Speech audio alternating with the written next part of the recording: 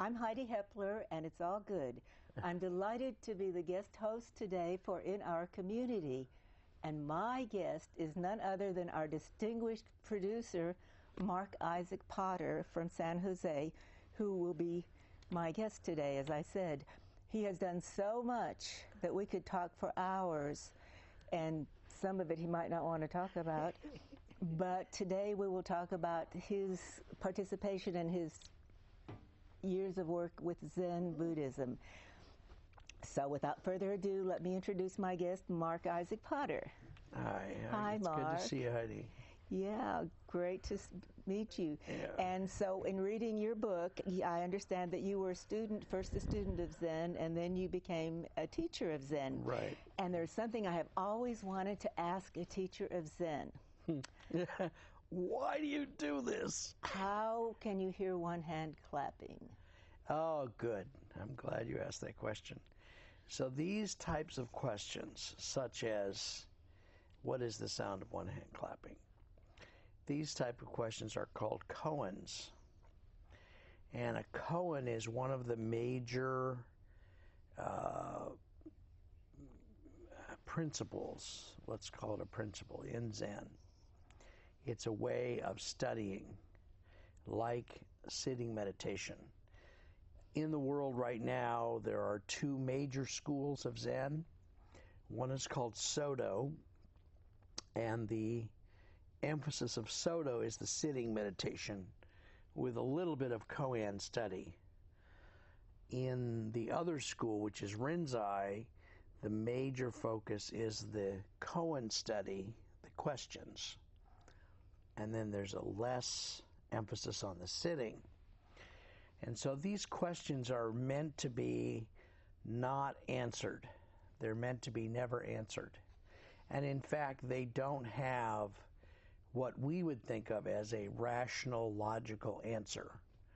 They're to be studied and repeated and not even studied in an intellectual way, but studied in an experiential way. And there are hundreds of these type of questions. There's, I think, about 700 or 800. There's one of the major books that talks about koans is called the Blue Cliff Record, which was written centuries ago, and it gives a lot of these questions for students to study. Well, that was wonderful. I didn't think you could answer that. Well, no, that's the answer. But it was wonderful. That is the answer. It was magnificent. I'm so impressed. So before we go into your personal association with it, there are a couple of questions I would like to ask. What is the difference, if any, between Buddhism and Zen Buddhism? A good question. Zen Buddhism is a type of Buddhism. There are many, many, many types of Buddhism, like dozens around the world. And Zen is simply one of the many types. And of course, like I said a few minutes ago, within Zen, there are types of Zen Buddhism, like Soto and Rinzai and a few other smaller ones. So Zen Buddhism is a subset of Buddhism. Subset of Buddhism, excellent. So before we go into your association, as I said, is this something that a Western person, and I know you said in your book that this was it was written for Western civilization, what people with Western cultures to feel comfortable with. Is there any conflict between a Western religious belief and studying Zen?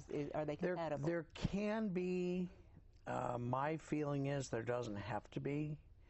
Most people see them as not very compatible, and my opinion is that perception is part of the Western mind, how the Western mind works. There is, within Zen, since the late 1800s, there's been a group of Zen students who were Christians. And this started in Japan. One of the teachers, and I thought that I had found the source of this information at one time, and I referred to a certain book, and it turns out it wasn't in that book, so I have yet to remember where I read it, but one of the Zen masters of the 1800s started inviting Christians to his monastery, and it began a sort of tradition within Zen of some Christians studying both Zen and Christianity.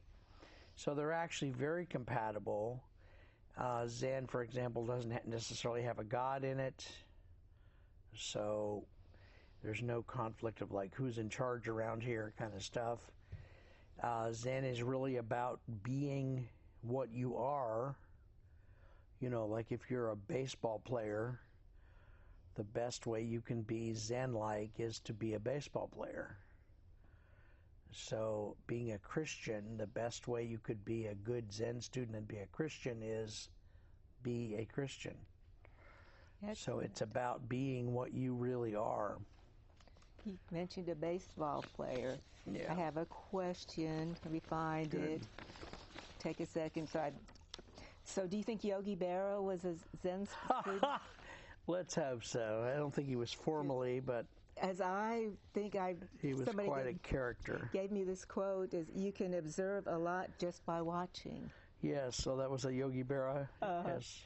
So anyway, when you said a baseball player, so having done that, how did you become interested in Zen, and how long did you? Well, study? There was a flyer. I've told this story before in other interviews, so I'll kind of go a little bit less in depth.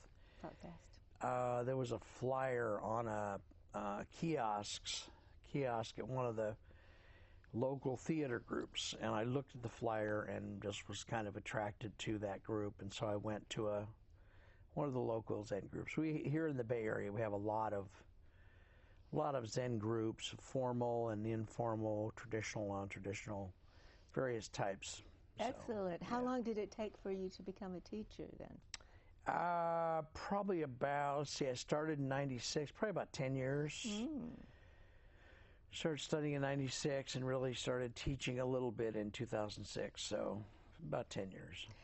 The co-author of your book is also a teacher, David? Actually, I'm delighted to say that Dave has nothing whatsoever to do with Zen.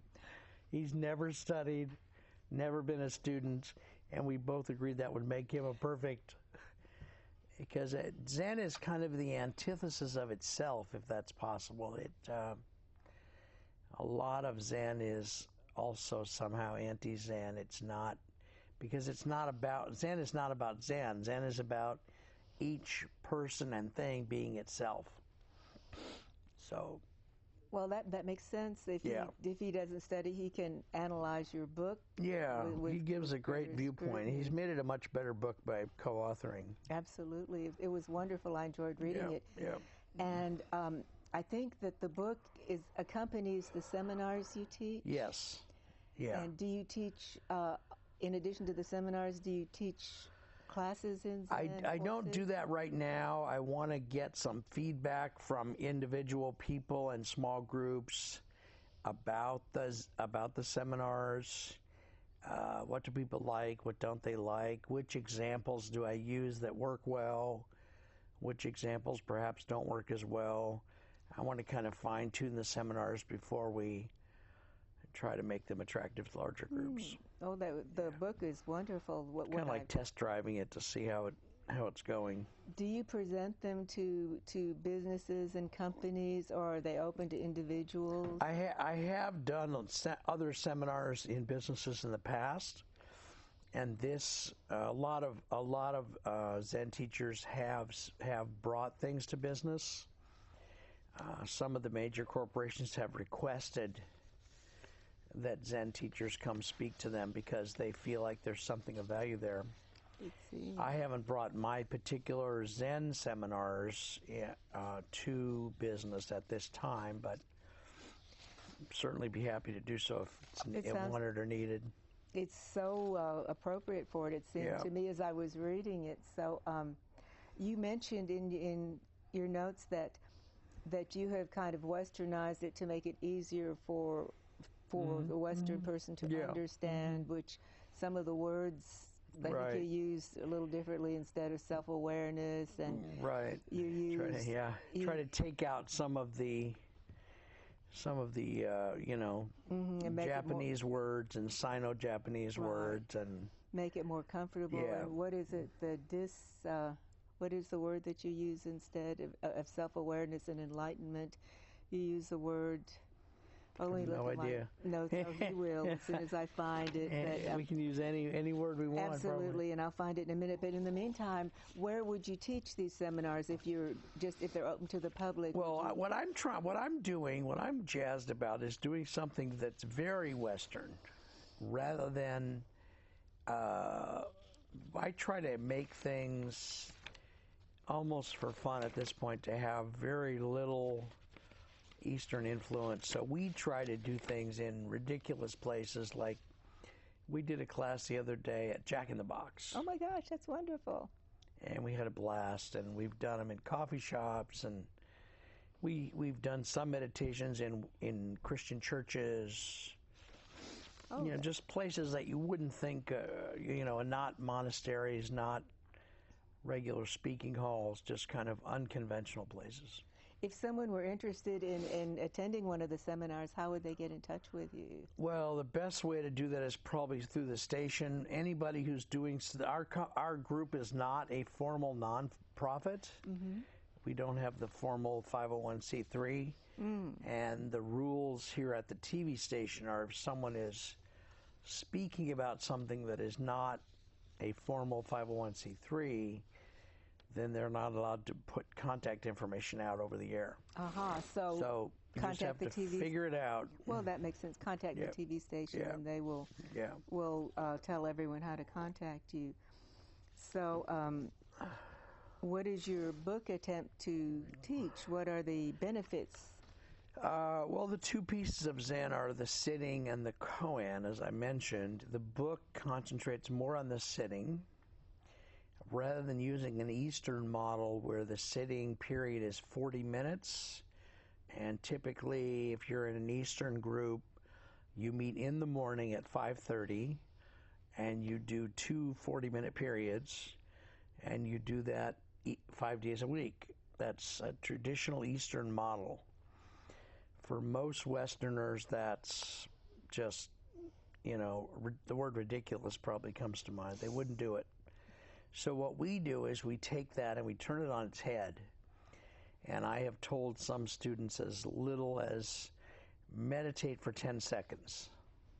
Sit quietly for 10 seconds. Or when you pull your car into the shopping center to shop, park a few more spaces away from the store. And then as you're walking in the store, try being quiet. Try turning off your phone. Try just being with yourself for those few steps. So we try to make it so short, such a small piece of your day, that people will dare to venture into the world of being with oneself, rather than constantly having something blaring at you, something in your face. During these times of meditation and sitting, is the goal to keep the mind completely empty, to have no thoughts? Actually, that's definitely not, because the mind is probably not going to be empty anytime soon for most people, including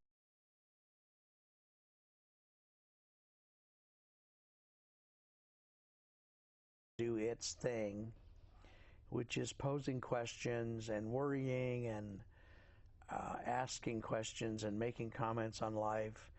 The mind rarely ceases doing that. And so part of the job of the Zen student is to be with themselves, including being with their mind, which is constantly doing that. The mind is nearly always doing that. One of the famous teachers, Charlotte Joko Beck, has her students take what the mind says and sort of label it, like if the mind is angry, it makes a comment that's a very angry comment about life, like, why in the hell do I have to sit here for 10 minutes? Then one can label that, like reconfigure that and say, oh, I'm having a thought about anger. Instead of saying, I am angry, because you're not your mind. You are not that thought. That thought's occurring. And I thought Right. that was wonderful. Right. And you said sometimes, well, as we know, we're so busy trying to think of what to say next that we don't really listen and we're not aware of our We're not there, yeah. surroundings. That's a big part of the book. The book is called The Power of Noticing. Noticing. And the biggest first step is trying to pay attention, period. And people ask me, well, pay attention to what? It's like, well, pay attention to what's happening right now. What is happening? Like, you might notice that you're having a hard time paying attention. Okay, that's what's happening right now. Or you might notice that every time you sit down to meditate, your 3-year-old decides that would be a good time to make noise because they don't want to see you sitting still, or whatever is happening at the moment. And out of that ability and willingness to pay attention comes some of these other things, like, okay, let's try listening once we can actually pay attention. Okay, and if you get into listening fairly deeply, which takes a while, then you might say, well, what's behind listening? What makes listening possible? And we discover later in the book that silence is underneath listening. So. Excellent. That's wonderful. And then you talk about observing, being aware that they're invisible things that we just are oblivious to, that we don't see. And an example you gave, I guess it was yourself, that you came home one night and there was a family of raccoons in the yard, looking, just foraging around, and you thought that was so wonderful. You watched them. It was lovely. And they didn't pay any attention to you. They just went on about, and that for a long time, every time you came home at night, you thought about the raccoons. And then you had some other examples that, would you share some with you that you think are? Well, when I write a book like that, I forget what's in it. But I mean, this thing with the raccoons was very fun. That was beautiful. And the point is that we want to try to experience life a little differently by paying attention to it. So with these raccoons in the yard, I could have just kept walking and disrupted their pathway or whatever they were doing and just scurried on into the house or yelled at the raccoons or who knows what. And that would have been something that I did, but I felt like it was more beautiful to stop and be there and experience their life as raccoons. What would they be like if I wasn't there? What would they be doing and how would they act? And it was really quite lovely. I cherished that moment. It was so beautiful. So that came out in the book. Yeah. And then you talk about other examples. You gave other examples of just noticing your husband or wife, something they're wearing. Oh yeah. It's just I think it matters that we notice. I think it increases the quality of life. And as ridiculous for some people have said, well, really, you're going to do a book about noticing? Aren't we all noticing things all the time? Well, most of us are noticing something most of the time. Part of the question is, what are you noticing? Are you just noticing whatever disrupts your day and comes into your face? Or are you being a little bit discerning about noticing the things that actually matter and interacting with the things that matter, rather than letting life vote as to what you're going to pay attention to? So if your husband or wife walks in the room, it's nice to say, oh, honey, you look lovely. Or, gee, I like that hairdo, or I like that suit, or I like that dress, or whatever's happening. So. And then you mentioned that as a person studies Zen and notices the environment more and changes, that those around that individual will see this change and react differently to the person. I think people really do, and I think there's a big unspoken advantage to doing this. I think it changes the quality of our lives. And if more people would do the simple act of paying attention to what matters, it would be like the old example of the rippled stream. You know, you drop a pebble in a stream and the ripples go on for a long time. It helps, you know, one of us being kind to someone else and paying attention to them increases the possibility that they're going to do that in life, or that you've just kind of helped the quality of their life by doing that.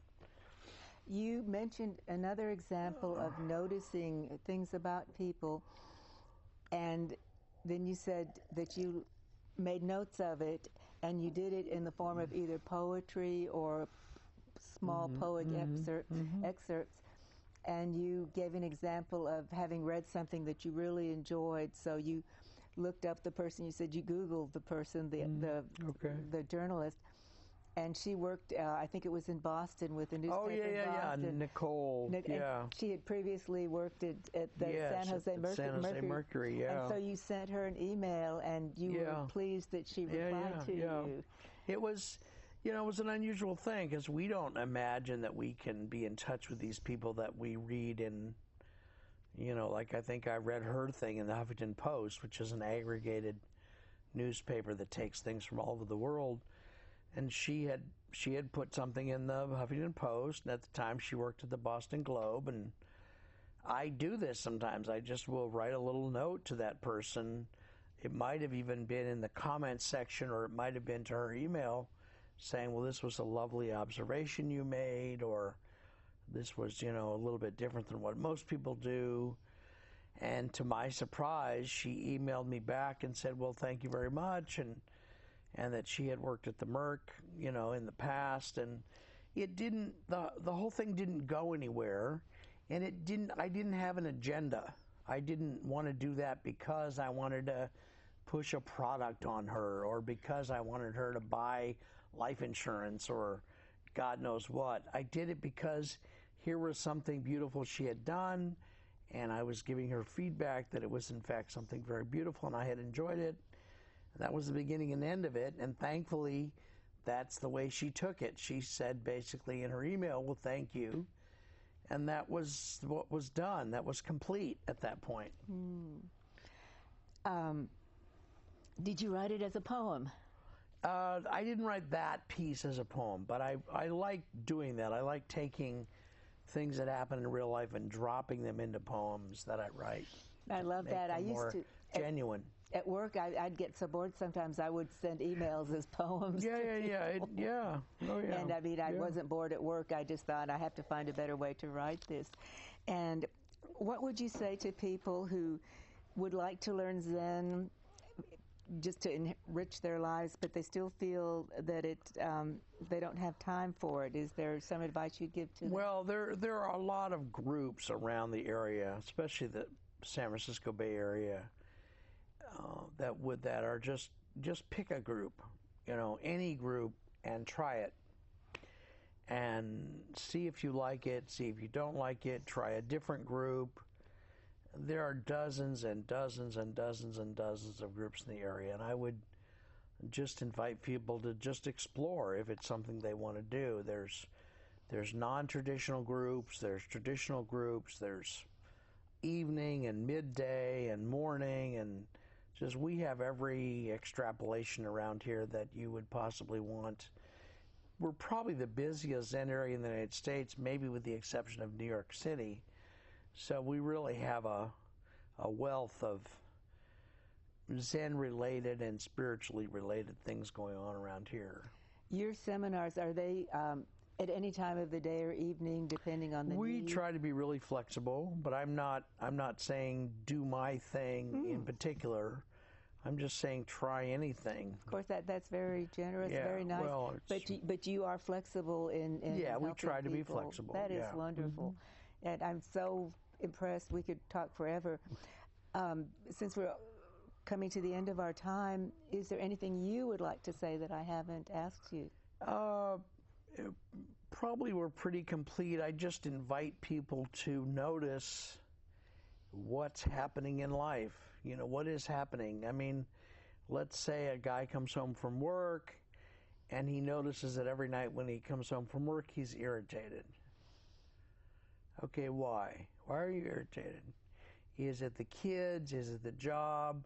The first step is so simple. It's just noticing. You know, that irritation over years could grow to be a problem in the marriage, an act of violence. It could be anything. And just noticing helps so very, very, very much. It's the first step in saying, let's pay attention and see what's happening. So I just invite people to notice what's going on in life right now, in your life. What's happening? What's going on? The book accompanies the seminar, so there's no way to buy the book by itself. I noticed that you have problems and then you have exercises, and they seem to go with the seminar. Yeah, right now we're just kind of test driving this whole thing. So we're teaching the seminars. We're not, even if there was a way to purchase the book, it wouldn't be appropriate to say it on the air here. Right. So, but we're really not even doing that right now. We're just seeing how people like it or don't like it. I like to let the audience participate, the students participate and say, well, I like this, or when you did this example, it didn't quite click for me. If I get that from 3 or 4 people, I would probably change that up a little bit. It so obviously goes with the seminar. I was so impressed by it. I'm going to sign up for one myself. Yep. So thank you so much, Mark. I so enjoyed being the guest host in our community. I really enjoyed it, and hope we can do this again. Bless you, honey. I'm Heidi Hepler, and it's all good. So thank you. It You're was welcome, awesome, sweetie. Bless wonderful. your heart. Loved, Thank you so much. Loved your work. I just I read it and read it over and over again. Thank you.